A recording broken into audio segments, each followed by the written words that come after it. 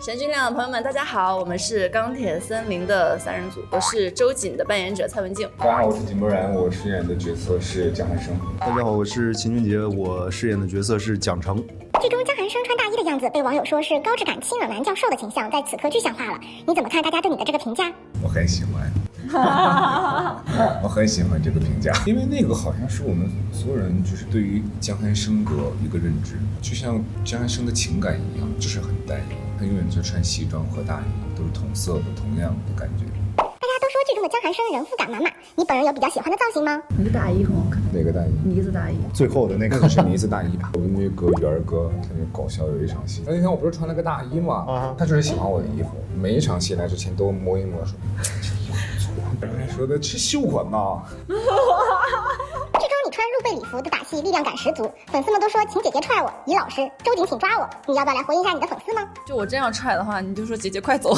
那一套衣服就是打的那一段那个剪完的，然后他在我旁边说寒生不要看，寒生，我太猛了。大家对于周瑾出场的一个打戏啊的一个设计，就是希望他能够打得潇洒和漂亮，执行任务和他日常是有反差的，在所有周瑾的打戏上面呈现更多的是女性的力量感和爆发感，以及那种狠的东西。我们要打得有力量，打得有女性的自信，巾帼不让须眉的那种状态。那个戏我看完我很舒服。周瑾对于江寒生有一种情感，因为其实我们在整个过程当中一直在分析周瑾是什么时候开始逐渐的爱上江寒生的。后来拍着拍着我就觉得，因为周瑾其实他自己单人的戏都很能打，但是他每一次在戏里边遇到江寒生的时候就什么都不会了。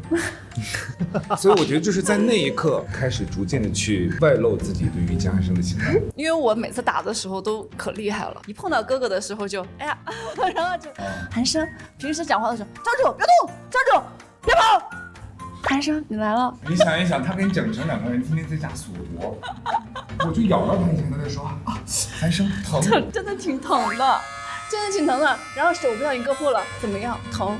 真的好久没这么疼了。然后锁脖的时候你咋不疼呢？对，关键啊，你知道那个周瑾平时打成这个样子，哐哐，然后一到他打了那棒子。你怎么这么不小心？寒生很危险，这种事情以后不要再做了。就是那一棒子就这啊，有点小淤青啊，那就是天都塌了。江寒生就是那种碰不得的那种。蒋成卧底期间非常痞帅往前走的镜头，网友看到都直呼请野走路可垂直入坑。你有想过有走路风吗？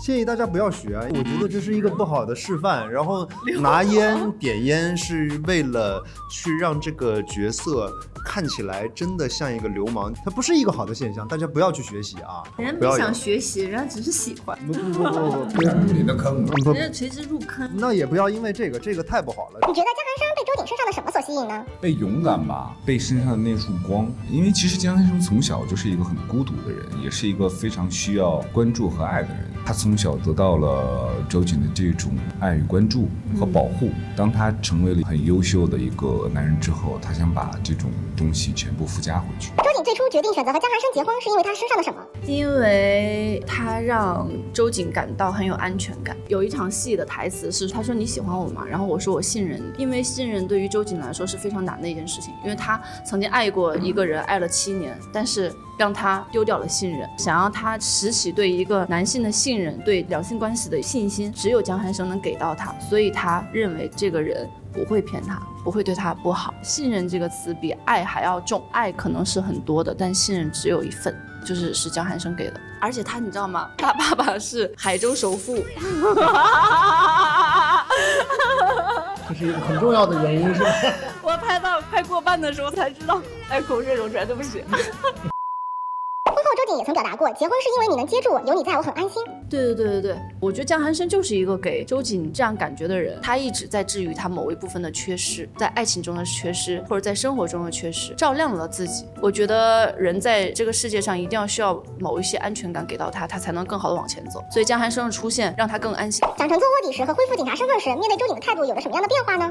卧底的时候，反正其实也不敢太接触，因为要保持距离，要让他相信信我是一个坏人，所以一直在跟他保持距离，哪怕他知道周瑾结婚了，有很多话想要跟他说，想要去质问他或者怎么样，但是都开不了口。回了警队以后，其实就是想挽回他，那种幼稚的劝他离婚也好啊，就是反正什么手段也都用过了。蒋成是属于那种我做了什么我要说给你听的，他也属于那种我为你做了什么，我回来之后我要大声告诉你，他有点那个样子哈。哦，5年就是为了让你说对不起。对，他是会把这个东西拿出来讲的这么一个人。周瑾对他而言是个怎样的存在？信仰跟信仰一样重要的一个部分。剧中有场湖中约会的情节，江寒生准备了一个纸条，叫做江寒生适合周瑾的30个理由。那这次换你来分享一下周瑾眼里觉得江寒生可爱的3个瞬间。啊，江寒生可爱的瞬间那可不止3个。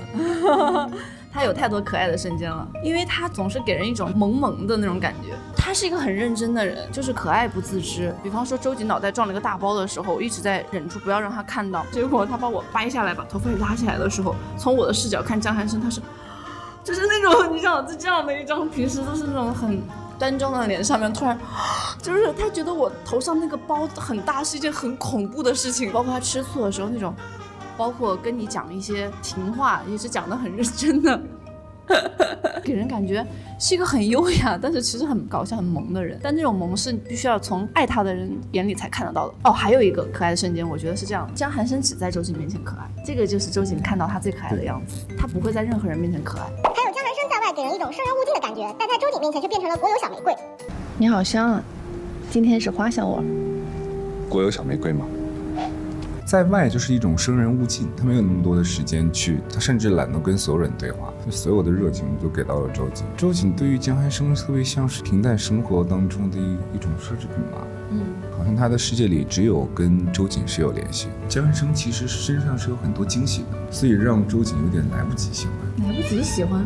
对啊，不是喜欢了吗？后来喜欢了吗？你没看出来，其实心里喜欢了。是啊，你一进来，但是江寒生是一直不知道的，所以他一直没有安全感，一直处在一个情感危机当中。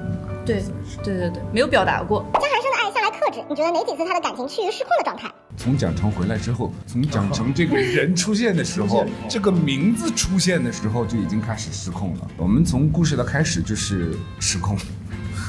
你觉得哪一刻江寒生真的走进了周瑾的心里呢？我觉得他是在一步一步的走进周瑾的心里，就进入我工作领域时候的那一刻，其实他是有点光环感的，因为我一直不知道他其实是在我们这个行业里面非常出众且出色的人。我觉得在那一刻开始，他慢慢的在我的心里的分数就一直在加分，不管是从工作层面，还是从他个人人格魅力上面，还是对于我的照顾上面，他都让我觉得这个男人真的很可以。然后直到我知道他曾经过去5年一直在为我付出，为我哥哥的事情在寻求真相的时候，然后忍受了那么多事情的时候，在那一刻是彻底的住进来了，就是觉得此生就是我的重要的那个人。蒋成对于周瑾情感上的变化，是否对他有过失望呢？不，我觉得他不可能对周瑾失望，他永远是对自己失望。他这个人吧，就有的时候对他们之间的感情可能也是自信过头了，有点横冲直撞，真的是不去替对方考虑了。他就觉得他去了5年之后，对方还能在原地等他，我觉得这是很荒谬的一个想法。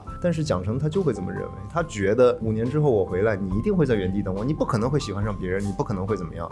但他就是出现了另外一个这么一个人，更合适，可能更能无微不至去照顾周瑾的人。爱的很有规划，江寒生。对，蒋成就爱的横冲直撞。对，蒋成适合谈恋爱，江寒生适合结婚，因为他就是把日子过得很好，而且你照顾我的需求。我觉得不是，我觉得江寒生他不是一个会过日子的人，他是因为准备迎接周瑾，他才开始好好在正视这件事情。他其实是一个之前没有自己的一个人，但他会为了周瑾去改变，想要改变这个，他会不停的去问对方的需求，然后他去做调整，去做改变。他甚至就是会认真的分析每一个周瑾跟他的对话，每一个标点符号，所以他会去做。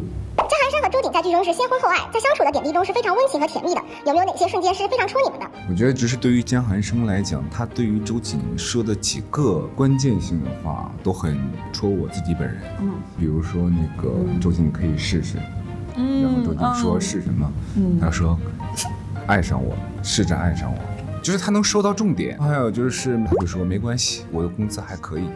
对对。还有他说周瑾我贪心。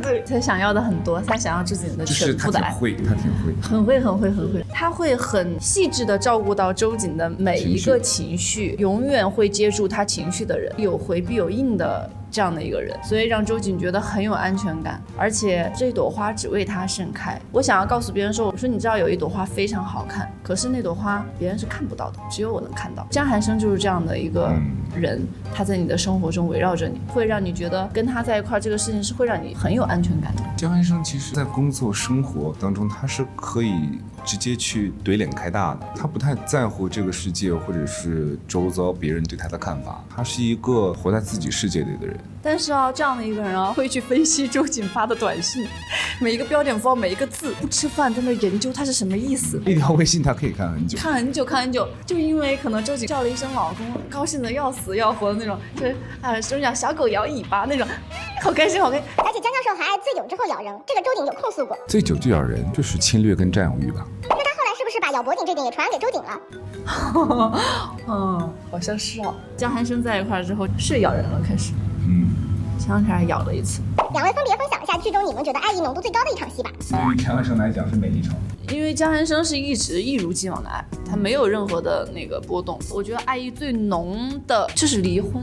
当你要失去一个东西的时候，你才会意识到它对你有多么的重要。我怎么会那么不珍惜曾经有一个人对我那么好？周瑾其实也是一个很傲娇的女生，但她却可以为了江寒生，然后回来的时候去低声下气的跟他说想要跟他复合，在那儿哭唧唧。你想一个铿锵玫瑰主动上去贴他，去说一些很暧昧的话。江寒生开启了很多周瑾这样的状态，我觉得周瑾的浓度达到最高的时候。其实江寒生是有备而来，然后周瑾是有点后知后觉。为什么说江寒生是有备而来？我记得有2场戏也是比较戳我的。江寒生当年戒过毒，戒毒的期间呢，他有一个台词：我想健健康康的走到我想见的人的身边。他其实，在工作领域上，因为自己的优秀和天赋吧，在那个环境当中其实是挺受排挤跟讨厌的，但是他不在乎。当所有人都以为这是江寒生的一种野心，不断往上走去表现自己的时候，他说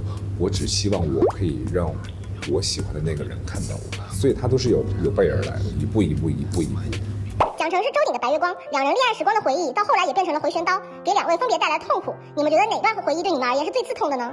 因为我在设计周瑾2段情感线的时候，我是希望尽量不要让观众有一种似曾相识的感觉，所以我把它区分拉得很大。我跟蒋承又是一个发小，从小长到大的，所以我们的那种情感生活是非常的欢喜冤家的那种方式，那种吵闹也是一种人生的安全感，可以跟你闹，可以天天欺负你，可是但凡有人敢碰周瑾一个头，他能暴揍他的那种状态，这也是一种生活的安全感和趣味。最杀我的地方可能就是我们之前那些斗嘴的东西，我要付费洗头啊，2个人自己在家里每天就是十字顾来顾去的，打来打去的。生活中的细节就是一定是爱的，但他的那个爱表现出来的不会是那种天天抱着你说，告诉你说一些甜言蜜语，不太亲热，不一样。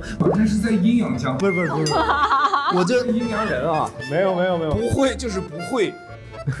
对，他就是你说也不是周瑾不喜欢，我记得。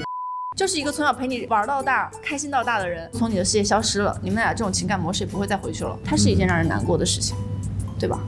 对，我每一场戏都很有压力，只要跟你的，因为跟他在一块儿就没有轻松的感觉，就是特痛苦。就后期的，除了闪回以外，我所有跟周瑾的戏，我都觉得哇，就为什么每次见到，要不然就是你哭的稀里哗啦，要不然就我哭的稀里哗啦，要不然2个人都在这儿又忍哭又怎么样？他这样说，哎呀，要不这场戏咱们都别哭了，然后吧一演到那儿吧，不哭感觉不行，就经常就是这样的。剧中的怀表和打火机对于你们而言分别有着怎样的意义呢？我中间有一段戏的时候，我还跟我的上级吵架，我还摔过那个打火机。我当时我就特别过不去，我就问导演，我说哎呀，这东西是周瑾送的呀，我摔它合适吗？想了半天，他们跟我说，他说你把这个东西把它看成你的一种生活习惯，你有的时候可能会对它发脾气，但是你必须要有它，你没有它活不下去。我觉得就是一种生活习惯，生活的一部分。怀表就是他唯一跟周瑾的一个联系吧，在对方不知情的情况下，一种精神寄托、情感寄托。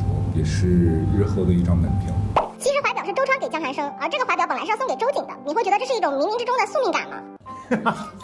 从小就把我给卖了。我觉得挺为我着想的，反正那没看好你，从小就没看好你。他觉得我妹妹给我妹妹找个后路，你知道吗？就是虽然拒绝了，但是他有个念想啊，拿捏他。他哥印象不错，因为可能也是那天没空手去。周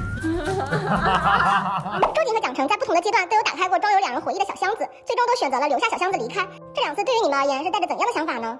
我把他带走了呀，你把他留家里了，你想想看，这能一样吗？对于蒋成来说，那都是美好的，还是愿意回忆的。其实到最后的时候，蒋成都没有放下过周瑾，一直没有放下啊，只是选择不打扰。他回来以后啊，他看到你跟江寒生在一块儿，他其实自己心里应该已经明白了，他应该退出这场竞争关系了。虽然他只要看到江寒生，他一定是臭着一张脸，永远不会去说我祝你幸福这种话，这种话是从他嘴里永远张不开口的。他还是很爱周瑾的，所以他把那个箱子，把这份爱自己带走了。也许他累的时候啊，坚持不下去的时候啊，他会看一看这些，给自己一些动力。我觉得他和我的状态不一样吧，因为他是单身状态，我是已婚状态，所以对于我来说，那个东西是一段回忆，肯定是很美好的，但是也是我想绕着走的东西。所以我那场戏的处理是打开它看了一下，但是并没有去过多的去表现我的情感不舍啊、留恋啊，因为那样是对江寒生的不公平。所以说那段就是打开看了，